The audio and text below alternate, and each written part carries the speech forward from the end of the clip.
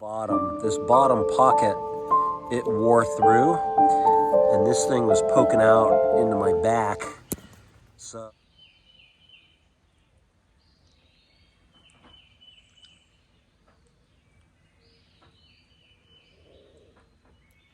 it is day 78. We have a 20.8 mile day. Great day, gonna pass a lot of things. The old Washington Monument is one of them.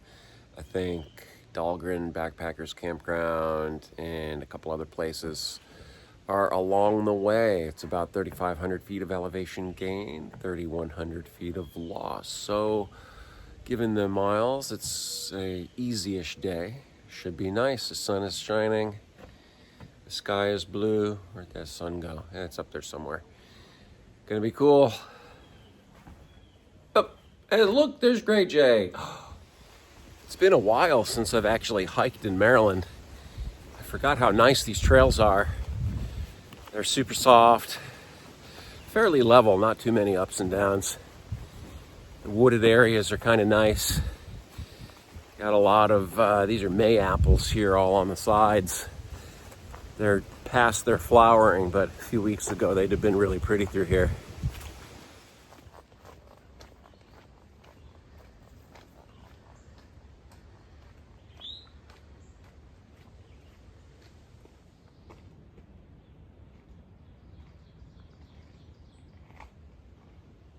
Got some rolling hills of Maryland back there.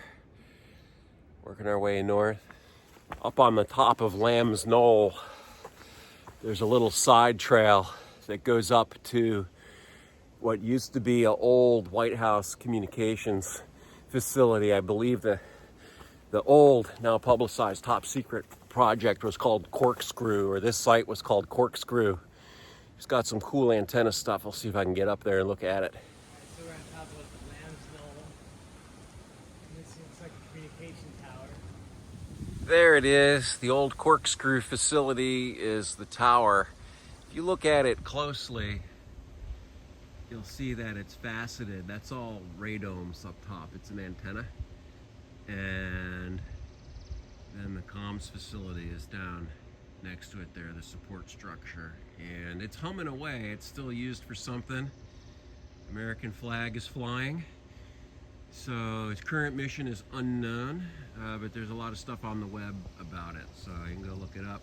I figured I'd come up here. It's a teeny weeny bushwhack past the antenna tower, but it's got some Cold War history. That thing's been standing there since the 60s.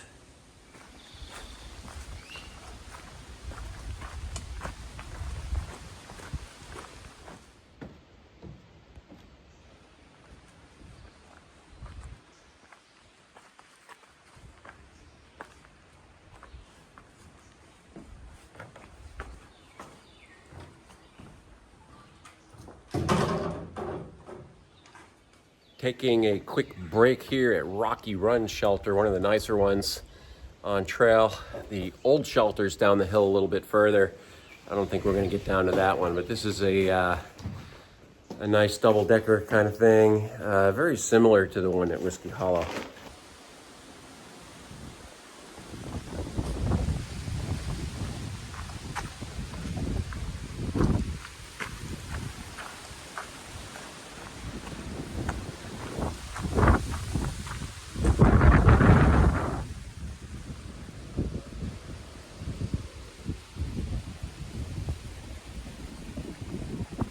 Boy, the mountain laurel are just crazy right now.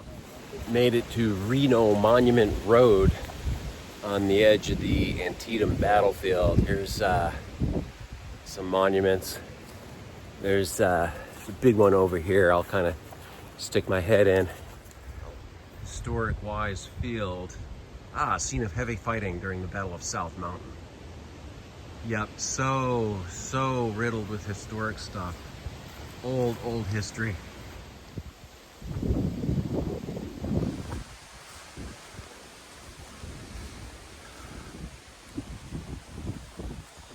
This monument marks the spot where Major General Jesse Lee Reno, commanding the 9th Army Corps, U.S.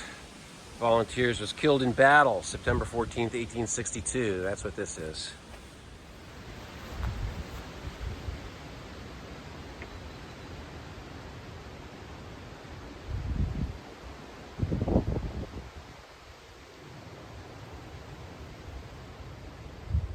Made it to the Dahlgren Backpackers Campground. Got a lot of nice tent sites here and picnic benches, and you got the food tree. And over here we got some restrooms. Very cool.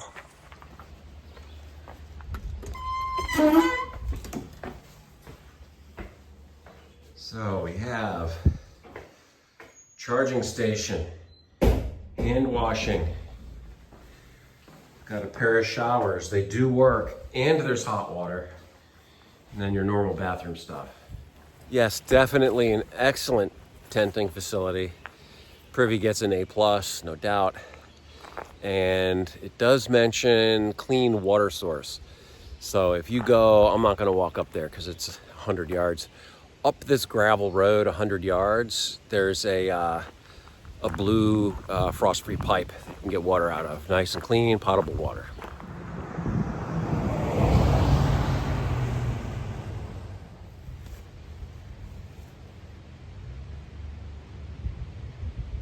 So amongst all these historic signs, got this. This is awesome. The Snarly Yow. Legend has it that a shadow of a black dog used to prowl the heights of South Mountain. One night a huntsman famous as a sure shot encountered the beast. He aimed and fired. The shot went right through the animal with no effect. Yep, finally overcome with dread, the huntsman fled. So yeah, this is one of those, oh man, I forget what you call them, mythical beast things, you know, up there with Sasquatch and Yeti and Mothman and Swamp Monster and all those things. I think they're called cryptids. I think that's what it is, cryptids. I'll have to check that later.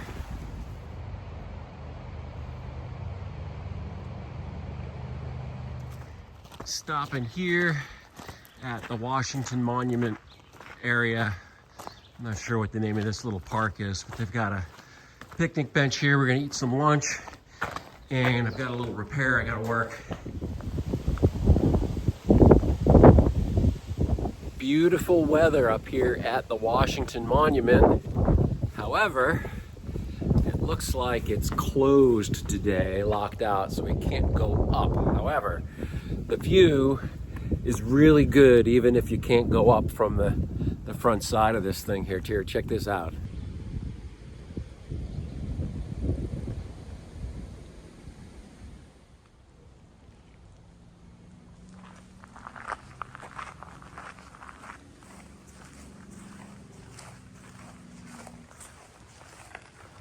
Coming in to where the trail crosses the highway, and you kind of go right in between people's houses. Here's the trail. It's right down through here.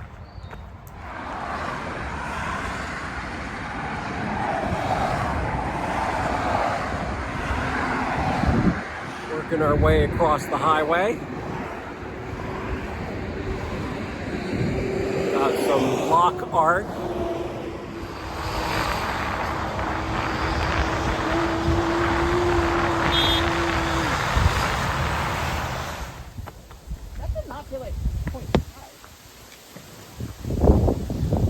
That probably meant to the water. Wow.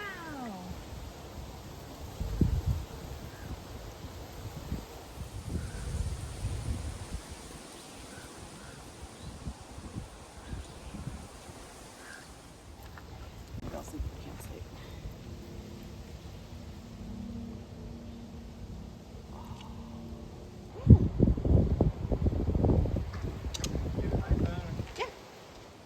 So yes, this is Maryland.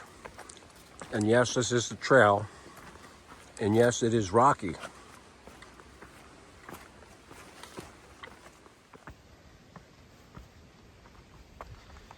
Yes, this is the trail.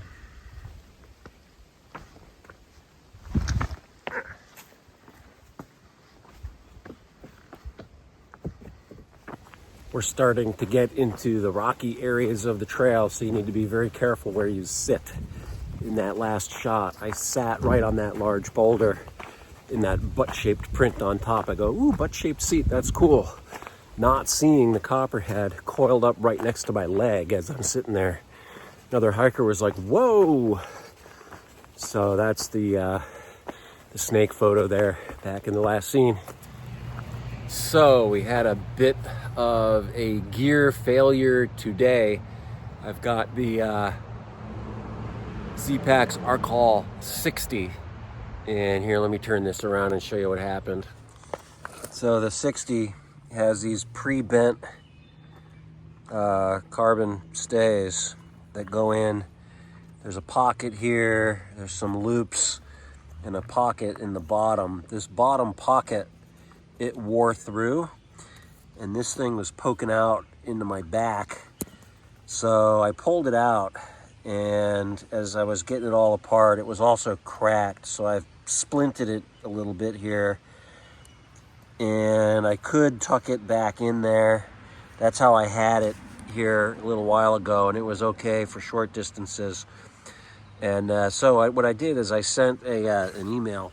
I sent a email to Zpacks. I said, hey, I'm through hiker.